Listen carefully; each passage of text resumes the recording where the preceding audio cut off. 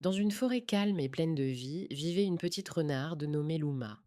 Curieuse et joyeuse, elle passait ses journées à jouer entre les arbres, sauter par-dessus les ruisseaux et écouter les oiseaux chanter. Un matin, en se réveillant, Luma remarqua quelque chose d'étrange. Des papiers volèrent dans le vent, des bouteilles étaient posées près des racines d'un chêne, et l'eau du ruisseau semblait plus trouble que d'habitude. Qu'est-ce qui se passe dans ma forêt? Zrenia, murmura-t-elle inquiète. Elle décida d'aller voir le grand arbre sagesse, un vieux chêne majestueux qui connaissait tous les secrets de la forêt. Quand elle arriva, le grand arbre soupira doucement. Petite Luma, les humains ont oublié combien la nature est précieuse. Mais toi, tu peux leur rappeler. Luma redressa les oreilles. Moi? Mais je suis toute petite. Tu es petite, mais ton cœur est grand. Si tu fais un geste pour la nature, d'autres te suivront. C'est ainsi que naît le changement. Alors Luma fit une promesse. Elle protégerait la forêt, une action à la fois. Le lendemain, elle invita tous les animaux à une grande réunion. J'ai une mission, annonça-t-elle.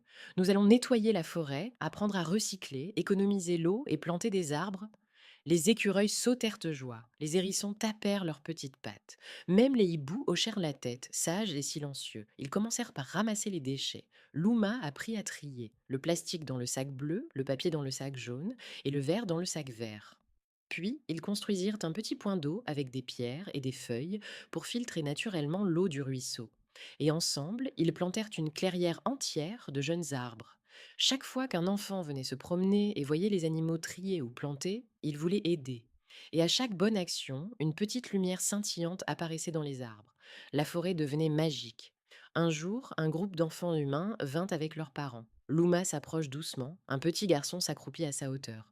Tu veux qu'on t'aide? Luma remua la queue. Alors ils passèrent l'après-midi à planter des fleurs pour les abeilles, à peindre des pancartes, respecte la nature et à fabriquer des cabanes à oiseaux. Le soir venu, Luma retourna voir le grand arbre. Tu avais raison, dit-elle. Même les plus petits peuvent faire de grandes choses.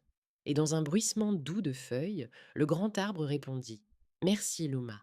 Tu as rappelé aux humains que la forêt est un trésor qu'il faut aimer et protéger.